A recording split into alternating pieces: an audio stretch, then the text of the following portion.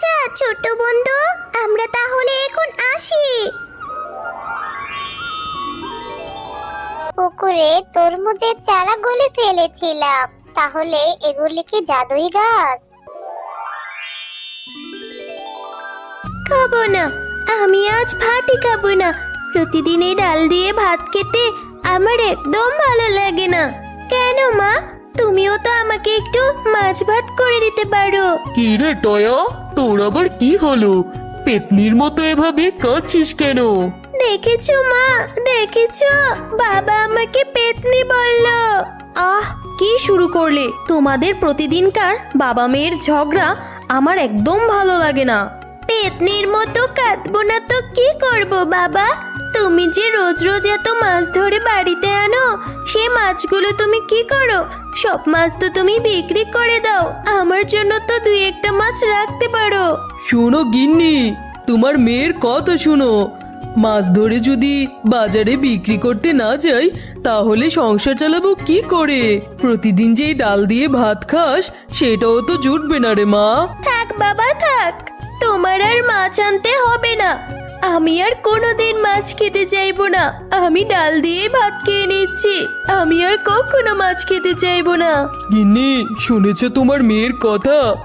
না রে মা টয়া, কালকে আমি নদীতে জাল ফেলে যে মাছ পাবো, একটাও বাজারে বিক্রি করব না। সবগুলো মাছ তোর জন্য নিয়ে আসবো, তারপর তোর মা রেঁধে দিবে আর তুই মন ভরে খাস, কেমন? আমার লক্ষ্মী বাবা, এই তো বাবা, তুমি বুঝতে পেরেছো।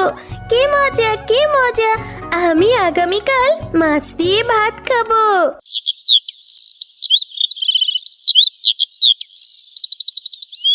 পরের দিন মিচকে শিয়াল চলে যায় নদীতে মাছ ধরার জন্য। এরপর মিচকে শিয়াল পরপর নদীতে অনেকবার জাল ফেলে, কিন্তু একবারও জালে মাছ ধরা পড়ে না। তখন মিচকে শিয়াল মাছ ধরতে না পেরে অনেক হতাশ হয়ে যায়। হায় হায় হায়, একটা মাছও ধরতে পারলাম না। আমি যে আমার মেয়েটাকে কথা দিয়ে এসেছি, আজ যত মাছ পাবো সব মাছই আমার মেয়ের জন্য বাড়িতে নিয়ে যাব। কিন্তু পুরা কপাল, একটা মাছও আজকে জালে আটকালো না। দেখি আর দুই একবার জাল ফেলে। এরপর মিচকে শিয়াল নদীতে আবারও জাল ফেলে। তখন তার জালে দুইটি সোনালী রঙের মাছ ধরা পড়ে। আরে বাহ, এই মাছ দুটো দেখতে তো অনেক সুন্দর, তাদের গায়ের রঙও সোনালি। আমার মেয়েটা যে এই মাছ দুটো দেখলে অনেক খুশি হবে। আমার মেয়েটা আজকে মজা করে পেট ভরে ভাত খেতে পারবে। যাই যাই, তবে মাছ দুটো বাড়িতে নিয়ে যাই। এরপর মিচকে শিয়াল সেই সোনালী রঙের দুটি মাছ নিয়ে বাড়িতে চলে যায়। গিন্নি, দেখেছো দেখেছো, আমার জালে কি চমৎকার ধরা পড়েছে। কি সুন্দর দুটি মাছ ধরা পড়েছে, দেখেছো? হ্যাঁ গো, আসলেই মাছ দুটি দেখতে যে খুব সুন্দর।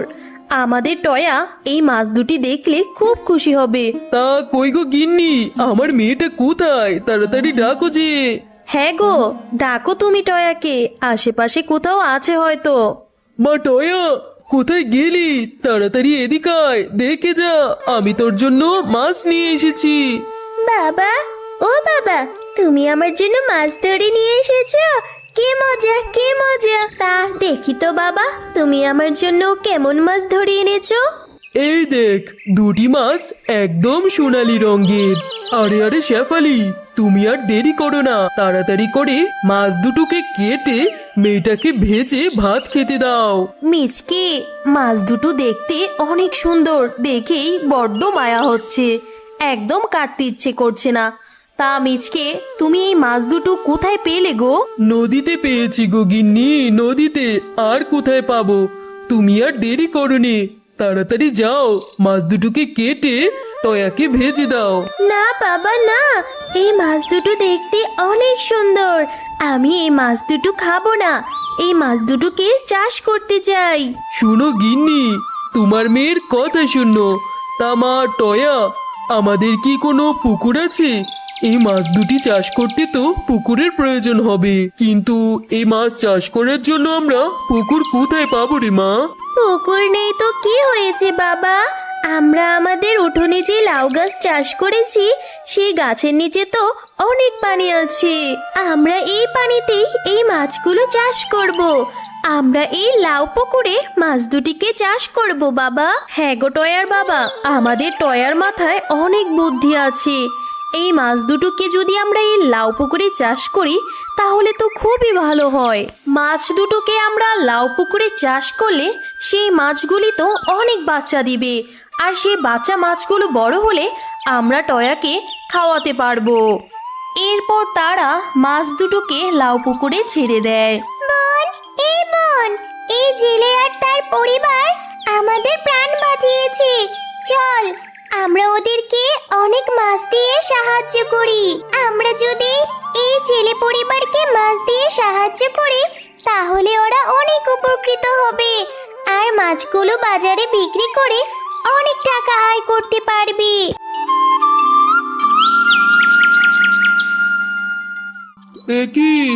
আমি কি দেখছি? এই মাছ দুটি এক রাতের মধ্যে এতগুলো মাছ দিয়ে দিল। আজ থেকে আমি এই লাউ পুকুরে মাছ চাষ করব। আমি বরং এই মাছগুলোকে বাজারে বিক্রি করার জন্য নিয়ে যাই। এরপর পিচকি শিয়াল সেই পুকুর থেকে এক ঝুড়ি মাছ নিয়ে বাজারে বিক্রি করার উদ্দেশ্যে রওনা দেয়। আর মিচকি শিয়ালের মাছগুলো এত তরতাজা দেখে বাজারের সকল ক্রেতারা তার থেকে মাছ কিনে নিয়ে বাড়ি চলে যায়। এভাবেই দেখতে দেখতে মিচকি শিয়ালের সকল মাছ বিক্রি হয়ে যায়, আর মিচকি শিয়াল খুশি মনে বাড়ি যেতে লাগে।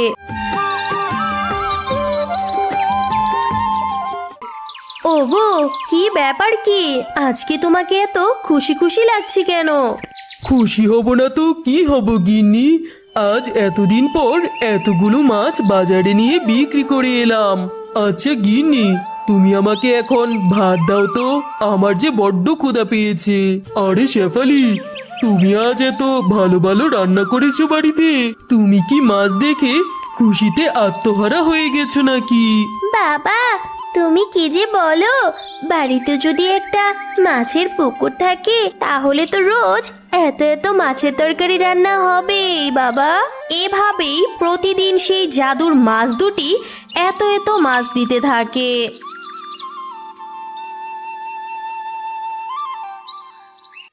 আরে আরে শেফা ভাবি, আপনারা তো আপনাদের পুকুরে কি সুন্দর সুন্দর মাছ চাষ করছেন। তা ভাবি, আমাকে এই সোনালী রঙের দুটি মাছ দিবেন? আমিও আমার পুকুরে তাহলে মাছ চাষ করব। ঠিক আছে বাঘিনী ভাবি, তুমি বরং কাল এসো। কাল এসে পুকুর থেকে এই সোনালী রঙের দুটি মাছ নিয়ে যেও। বোন, এবার আমাদের কি হবে? আমার কাছে যে এই বাঘিনীটাকে খুব লোভী মনে হচ্ছে। এখন যে আমাদের কি হবে? এই বাঘিনীটা যদি আমাদের এখন কোনো ক্ষতি করে ফেলে, বোন, আমাদের দিন মনে হয় এখানেই শেষ হয়ে যাবে। জাদুর মাছ দুটির কথা টয়া দূর থেকে শুনতে পায়। আরে মাছেরা, তোমরা কথা বলতে পারো? তোমরা কোনো চিন্তা করো না, আমি তোমাদের সব কথা শুনে ফেলেছি। তোমরা আমাদের বলো তোমরা কোথায় নিরাপদ, তাহলে আমি তোমাদের সেখানেই দিয়ে আসবো। আমরা হলাম জাদুর মাছ। আমরা তোমাদের প্রতিদিন এই জাদুর মাছ দিয়ে সাহায্য করতাম, আর এত এত মাছ দিয়ে তোমাদের সাহায্য করতাম। তুমি যদি আমাদের নদীতে দিয়ে আসো তাহলে আমরা ওইখানেই নিরাপদ থাকবো। ঠিক আছে জাদুর মাছ, তোমরা কোনো চিন্তা করো না, আমি তোমাদের এখনই নদীতে দিয়ে আসবো। এরপর টয়া সোনালী মাছ দুটিকে লাউ পুকুর থেকে নিয়ে নদীতে রেখে আসে। তোমাকে অনেক ধন্যবাদ টয়া, তুমি আমাদের জীবন বাঁচিয়েছো। আমরা তোমাদের লাউ পুকুরে যে মাছগুলো দিয়ে এসেছি সেগুলো তোমরা ভালোভাবে চাষ করো। ওই মাছগুলো জাদুর মাছ, ওই মাছগুলো কখনো শেষ হবে না। তোমাদেরকেও অনেক ধন্যবাদ, তোমরা আমাদের প্রতিদিন এত এত মাছ দিয়ে সাহায্য করেছো। আচ্ছা ছোট বন্ধু, আমরা তাহলে এখন আসি। না জানি এই সোনালী মাছ দুটির কতই না কষ্ট হয়েছে। এভাবে প্রতিদিন কত কত মাছ দিয়ে আমাদের সাহায্য করেছে। যাই হোক, ভালোই হয়েছে। মাছ দুটো ওই নদীতেই নিরাপদ থাকবে। আরে মা টয়া, তুই মন খারাপ করিস না। আমরা সেই সোনালি মাছ দুটির দেওয়া মাছগুলো লাউ পুকুরে খুব ভালো মতো চাষ করব। আর ওই লাউ পুকুরে চাষ করা মাছ আমরা বাজারে বিক্রি করব। এই মাছগুলো বাজারে বিক্রি করলে আমাদের সংসার খুব ভালোভাবে কেটে যাবে। এতদিনে আল্লাহ আমাদের উপর মুখ তুলে তাকিয়েছে রে মা। পুকুরে তরমুজের চারাগুলি ফেলেছিলাম, তাহলে এগুলি কি জাদুই গাছ? দেখ দেখ, বাড়িতে শত শত কাজ ফেলে রেখে এই মেয়েটা কোথায় গিয়ে পড়ে আছে কে জানে। মিনা, এই মিনা। কি হয়েছে মামি? আমাকে ডাকছিলে? ডাকবো নাকি তোর নাম ধরে কীর্তন গাইবো? তা কোথায় ছিলি? আমি তো ঘরেই ছিলাম মামি। কাজ করে ক্লান্ত লাগছিল, তাই ঘরে গিয়ে একটু বিশ্রাম নিচ্ছিলাম। কাজ করছিলি না ছাই, শুধু রান্না করে মহাভারত উদ্ধার করে ফেলেছিস, তাই না? শুধু রান্না কোথায় করলাম মামি? কাপড় ধোয়া, ঘর গোছানো সবই তো করলাম আমি। কাজ দেখি তুই হিসাব করে রেখেছিস। তা তুই যে এ বাড়িতে বসে বসে খাচ্ছিস, কত টাকার খাবার খাচ্ছিস, তার কি হিসাব করে রেখেছিস? মামি, কিসের মামি? তোকে এ বাড়িতে রেখে বিনে পয়সায় খাওয়াচ্ছি, পড়াচ্ছি, এটা তোর 7 জন্মের কপাল। আর এখানে থেকে তুই একটু কাজ করছিস, আবার সেই কাজের হিসাব করে রাখছিস। আমি হিসাব করিনি মামি, তুমি জিজ্ঞেস করলে তাই বললাম। আচ্ছা বাদ দাও, বলো আমাকে কি জন্য ডেকেছিলে? কেন আবার? ঘরের মধ্যে যে কাপড়গুলো পাল্লা হয়ে আছে সেগুলি কে ধোবে? আমি? আমি ধুয়ে দিচ্ছি মামি। কিরে মিনা, কেমন আছিস? সকাল সকাল এক বালতি কাপড় নিয়ে চলে এলি পুকুর পাড়ে ধোয়ার জন্য? আছি ভালো কাকিমা। এখানে মামা মামির কিছু কাপড় আছে, সেই কাপড়গুলি ধোয়ার জন্য এসেছি। কি বলছিস মিনা? এতগুলি কাপড় ধুলে তো তোর ঠান্ডা লেগে যাবে, তুই অসুস্থ হয়ে যাবি। আমার কিছু হবে না কাকিমা। যার পৃথিবীতে বাবা মা নেই, তার অসুস্থ হতে নেই। হ্যাঁ রে মিনা, তুই এত কষ্টের চেয়ে কোথাও চলে যেতে পারিস না? তাহলে তো তোর কষ্টটা একটু কমে। আমার যাওয়ার জায়গা কোথায় কাকিমা? বাবা মা মারা যাবার পর ওই বাড়ির সবাই আমাকে মামা মামির হাতে তুলে দিয়েছে। আমি কোথায় যাব কাকিমা? আমার যে যাওয়ার কোনো জায়গা নেই। পৃথিবীতে বাবা মার চেয়ে আপন আর কেউ হয় না মিনা। কোথাও কোনো খাবার নেই কেন? দেখি তো উনুনটা। উনুনে তো আগুন ধরানো হয়নি, তার মানে মিনা আজকে রান্না করেনি? এত বড় সাহস! এত বেলা হয়েছে, মিনা রান্না করেনি। আজকে ওই মিনার একদিন কি আমার একদিন। আর তখন রেগে মুন্নি শিয়ালিনী মিনার ঘরে যায় আর গিয়ে দেখে মিনা কম্বল গায়ে দিয়ে ঘুমাচ্ছিল। আর মুন্নি শিয়ালিনী রেগে এসে মিনার গায়ে পানি ছুঁড়ে মারে। আ এ কি মামি তুমি? কেন, তুই কি তোর মরা মাকে ভেবেছিলি নাকি? এভাবে কেন বলছো মামি? আমার শরীরে অনেক জ্বর, তাই আমি ঘুম থেকে উঠতে পারছি না। এই অবস্থায় তুমি আমার উপর ঠান্ডা জল ছুঁড়ে মারলে? ঢং করছিস ঢং? তুই আমার সাথে? ঝড়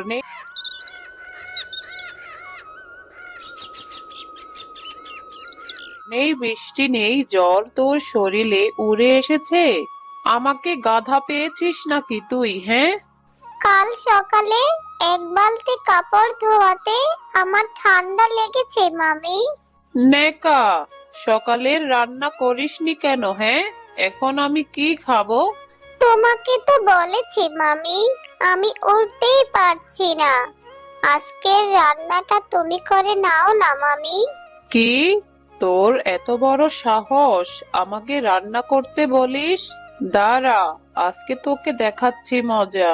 মামা ভাগ্নি হয়েছে একরকম, শুধু পরে পরে ঘুমাবে। এই শোনো, ওঠো ওঠো বলছি। কি হয়েছে কি গিন্নি? এত সকাল সকাল ডাকাডাকি শুরু করলে কেন? ডাকছি কি আর সাধে?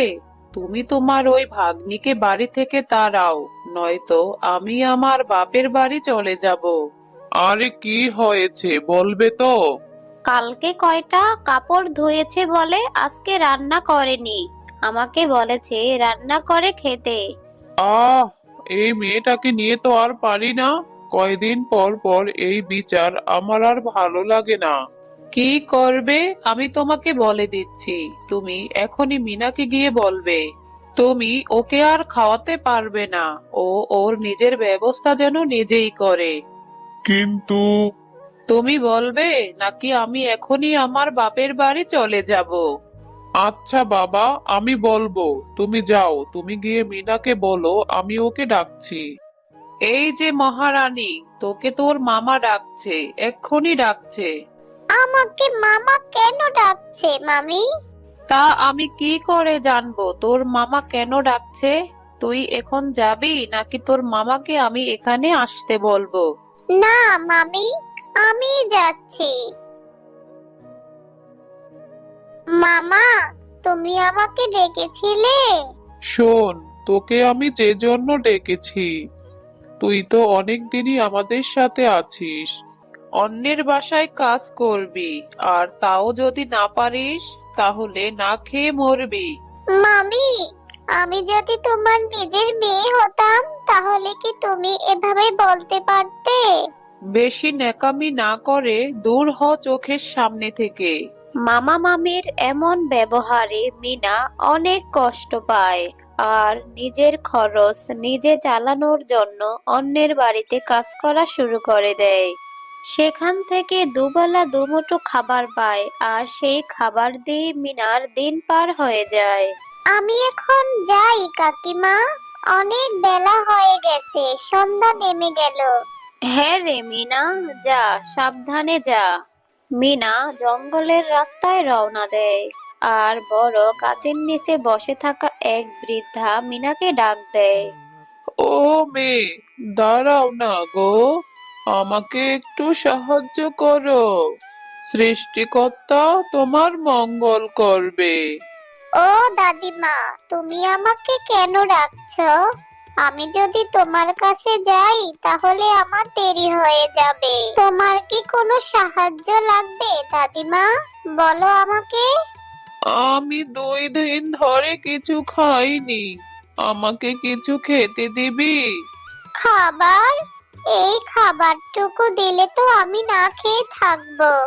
বড় শিয়ালিনী, আমার থেকে এই দাদিমার খাবারের প্রয়োজন বেশি। নেন দাদিমা, এই খাবারটুকু আপনি খেয়ে নিন। আমার প্রাণ বাঁচালে মেয়ে, নাও এই বীজগুলি তুমি রাখো। বীজ? এগুলি কিসের বীজ? আর আমি এই বীজ দিয়ে কি করব দাদিমা? রাখো, এগুলি রোপণ করো, এগুলি তোমার কাজে দিবে। এ কথা বলে বৃদ্ধা শিয়ালিনী সেখান থেকে চলে যায় আর মিনা সেখান থেকে এসে ঘরের সামনে বীজগুলি রোপণ করে ঘুমিয়ে পড়ে। কত বড় সাহস আমার উঠোনে গাছগাছালি রোপণ করা! আমি তা কখনোই হতে দিব না। কি হয়েছে মামি? সকাল সকাল এত চিৎকার কেন করছো তুমি? চিৎকার করব না? তুই আমাদের উঠোনে কেন গাছ লাগিয়েছিস? তুলে ফেল এক্ষুনি। আরে আরে, গতকাল রাতেই তো আমি এই বীজগুলি রোপণ করেছিলাম, এক রাতে গাছ হয়ে গেল। কিরে মিনা, কথা কেন বলছিস না? ঘরের সামনে গাছ রোপণ করলে কি হবে মামি? তোমরা তো আমাকে আমার নিজের খরচ নিজে চালাতে বলেছো। আমি যদি আমার নিজের খরচ চালাতে গাছগাছালি রোপণ করি তাতে কি হবে মামি? আমি যখন বলেছি আমার বাড়ির সামনে গাছগাছালি রোপণ করতে দিব না মানে দিব না, তুই তুলবি না আমি কেটে কুটে ফেলে দিব। ঠিক আছে, আমি তুলছি, আর কিছু করব না তোমাদের আঙিনায়। এই কথা বলে মিনা গাছগুলি তুলে ফেলে আর গাছগুলি নিয়ে এসে পুকুরে ফেলে দেয়। কিচ্ছু করব না আর তোমাদের আঙিনায়। বাবা মা বেঁচে নেই বলে তোমরা আমার সাথে এরকম করছো। দেখবে এর শাস্তি তোমরা একদিন ঠিক পাবে।